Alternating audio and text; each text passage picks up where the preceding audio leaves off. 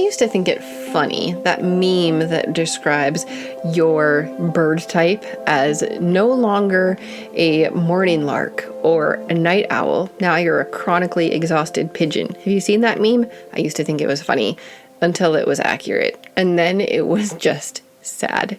So today I'm going to help you learn how to take a nap. I had to learn that, and it was not something that I wanted to learn. It wasn't something that I wanted to need. I never wanted to take a nap. That was, like, in my mind, a sign of failure. It was a sign that I couldn't keep up, that I wasn't who I knew I was. I wasn't showing up in the world like I knew I could. I wasn't the mom that I needed to be, because obviously I wasn't. If I was abandoning my kids every afternoon to take a nap, it was just a sign of failure for me. What I found out was that a nap was the most beneficial thing for me. It was a gift to my family. It was a gift to me in the morning, in the afternoon, and in the evening. And I want you to have the value of a nap when you need it. Now, hopefully, your healing journey is going to take you where you don't need a nap every day anymore. In fact, this episode came up because somebody asked me, how was your fatigue? When were you the most fatigued? And I started reflecting and I'm like, oh my goodness, I forgot it was this bad. We really do forget how bad things were. And that is one reason why I always ask my clients to write down how things are now. Because in 3 months, 6 months, a year, you're going to look back and like, oh, I forgot it was that bad. In fact, I remember one client specifically, before I switched to Hashimoto's, she would always message me from the bathroom. She was almost confined to the bathroom, and we worked together for a while, and she was able to be free of the bathroom. She was able to live her life. And I checked back on her maybe a year after our coaching together, and I just reminded her of that. I'm like, do you remember when you were stuck in the bathroom all day? She's like, oh my goodness. I had totally forgotten. Like, this was months and months of her life. She was confined to the bathroom, and she just forgot that it was that bad. Because when we're in something, we just feel like we're always going to remember it. And then as our body heals and changes, we forget. And that's natural, and it's okay. So write down how you are. Okay, but first, before we dive into napping, let me welcome you to the Health with Hashimoto's podcast. This is the podcast where you will discover true, simple, and sustainable tips to help you on your path to better health, which means more energy. So let me take you back several years. I have 4 boys. They are currently, well, when we're done with birthday season, they will be, they'll be even this year. So 10, 12, 14, 16. Back when they were little, when I had an infant, a toddler, we called him Mr. Destructo. He's always very physically active, very. And then I had a preschooler and an early elementary school kid who I was homeschooling. So I had all 4 boys at home, and I was that chronically exhausted pigeon. I didn't know that I had Hashimoto's at that time. I just thought it was normal. I should be exhausted because I have a baby, a toddler, a preschooler, and an elementary school kid. Like, that's just what everybody says is normal. So I didn't even investigate that anything could be different. I just accepted it. And how horrible is that? I want you to know that it can be better. You do not have to accept fatigue and exhaustion. It is not normal. You should have energy, abundant energy. But I digress. So at this point in time, when I was reading stories to the kids, I knew that I could not get too comfortable because I would fall asleep while reading the story. When I could hear myself slur my speech, when the books started to get slower and slower and I started to slur, I'm like, oh goodness, this is not good. I could not stay awake in reading the books. I couldn't. As the years progressed, I looked for more and more ways to incorporate audiobooks into our school day because I could not stay awake to read the books. If I knew that I had to read a chapter to my kids, I would just not do it. We would skip that subject because I knew I couldn't stay awake for it. So I outsourced. My oldest son does the reading aloud. And honestly, that is something that I have kept even when I got my energy back, because number one, I love that he is spending the time with the younger kids. And, he's a teenager. He doesn't always spend quality bonding time. I also love that they are doing that reading together. They are all experiencing the story together. I just love that relationship building component. And honestly, I've kept the audiobooks too, because they foster independence in my kids and they free up my time. But let's go back to the needing a nap. So I knew that I was exhausted. I was implementing, Band-Aids, audiobooks, asking my kids to read to their brothers. I was doing these Band-Aids, but I was still exhausted when I woke up, tired all day long, completely done by early evening, yet I still wasn't done with my day, so I had to push on. Somewhere in that time, I realized that I needed to take a nap. It might have happened accidentally at first. I just laid down on my bed because, I was exhausted, didn't want to take a nap, wasn't planning on taking a nap, but ended up sleeping. I don't really remember the first time I took a nap. But what I realized in that time period was I can take a nap and it will change the day and it will help me get through. And it is a gift to my family because I'll be a little bit more functional. My mind will be working a little better. My body will be working a little better. My emotions, my volatility is going to be more even keeled. So it turned into something that I learned how to do. And this is what I want you to know is it's not a failure, because that is what I struggled with. I thought that if I needed to take a nap, I personally was a failure. I also thought that I was failing my family because I wasn't functional. But that's not the case. The thing is, the Hashimoto's or the thyroid or, whatever it is was sapping my energy, and I needed to replenish that. Taking care of yourself is not failing. Taking care of yourself is saying, this is the data. I'm going to take the drama out of that. I'm going to look at the data and I am going to respond appropriately. If you are completely exhausted, not functioning well, body, mind, and spirit, then it's time to do something. Sometimes a nap can be what you need. So this is what you're going to do. Number one, you're going to give yourself permission to take a nap. Number two, you're going to prepare the kids. Depending on how old your kids are, that's going to change when your nap is, and it's going to change what it looks like to prepare the kids. When I had an infant, a toddler, a preschooler, and a kindergartner, well, that looked like, after lunch, it was nap time for the infant and the toddler. If the toddler would sleep, he was rough. And do you all have kids like that? Out of all of your kids, there's going to be one, maybe more, who is predictably unpredictable. That was my toddler at the time. Anyway, you're going to prepare the kids.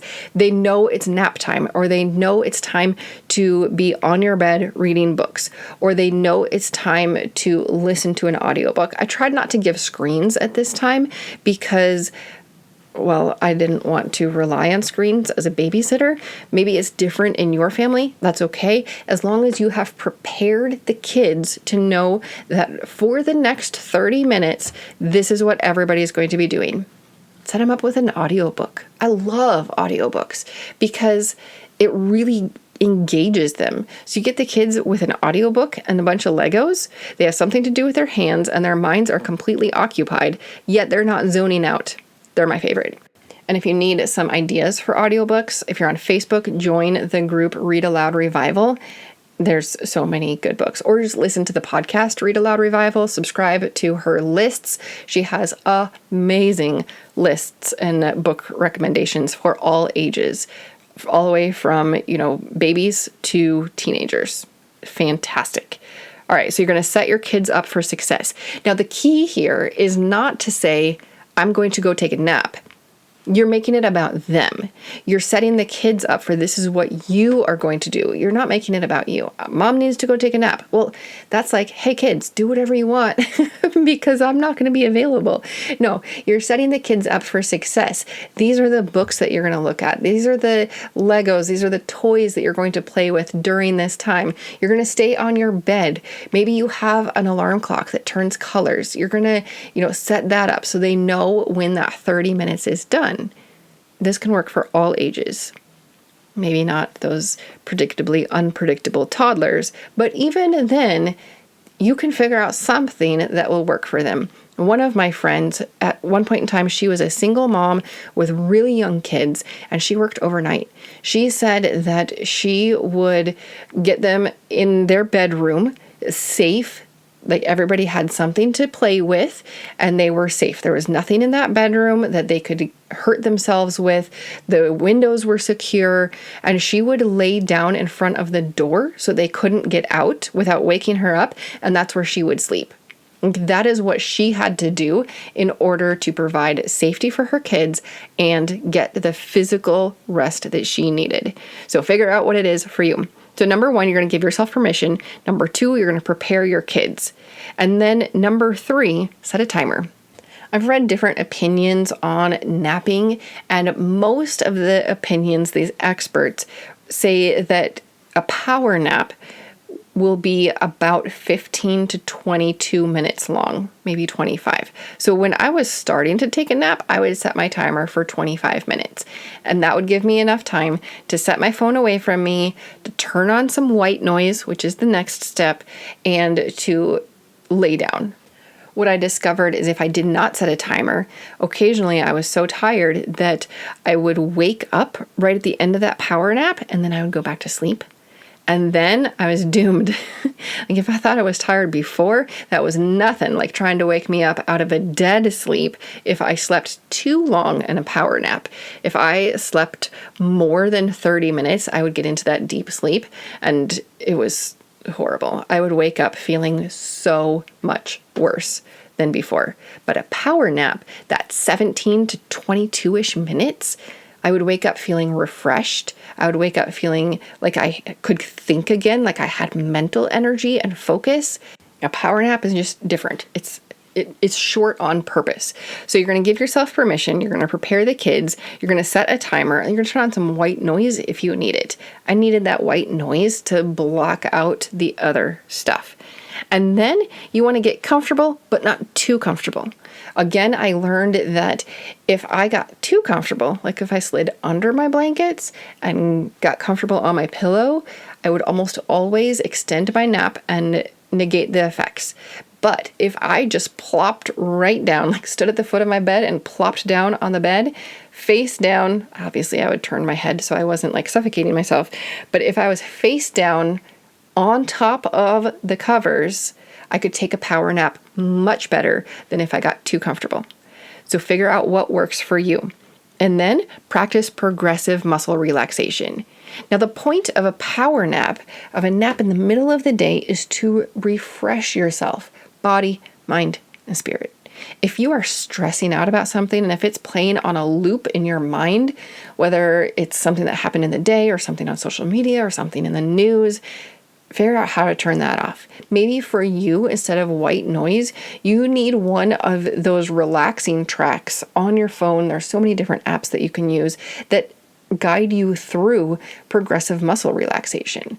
That soft, soothing voice bringing you back to what you're doing instead of thinking and looping those thoughts over and over. But work on the progressive muscle relaxation, because even if you don't fall asleep, that total time of relaxation is going to revitalize you physically. It's going to help you relax and regenerate. So you're going to wake up, or you're going to, finish your nap. Even if you don't sleep, you're going to finish with more energy. But if you are as exhausted as I was, you're probably going to find that you fall asleep. And that's why you need that alarm that you set back at the beginning. So then comes the next step, and the final step is to get up. You have to get up.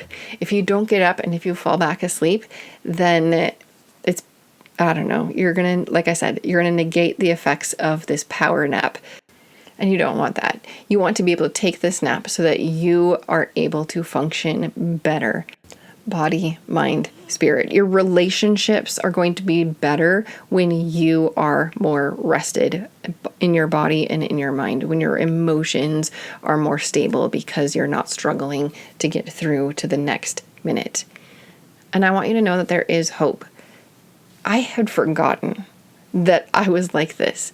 I remember back when I was laying on my bed, and when I laid down, one of the kids was telling me something. They were like, I can remember where I was on the bed, and I think I remember which kid it was, and I don't remember if he was reading something to me or showing me something, telling me something about it. I'm like, I'm going to listen with my eyes closed.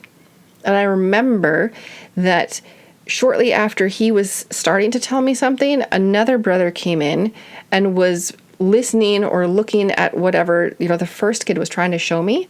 And then I remember waking up and there was nobody there. I have no idea when they left. I don't know when I fell asleep. I don't know how much I listened to, but I do know with 100% certainty that I fell asleep on my kids while they were trying to communicate with me. And I didn't even know that they left. I was that exhausted. And maybe that is for you too. But there is hope. This does not have to be your permanent way of life. There is hope. In Western medicine, the doctors and the information seems to make Hashimoto's like a life sentence. Like, oh, we're just going to check your TSH and we're going to adjust your medications, but it just is what it is. They don't tell you that there's hope. They don't tell you that you can reverse this course. They don't tell you that your antibodies can go back down. They don't tell you that things can get better, and here is how. And so that's why I started this podcast, because I want you to know that there is hope. You can have more energy. But until then, until you find yourself to that point where you're like, oh, I don't need a nap anymore. That's cool.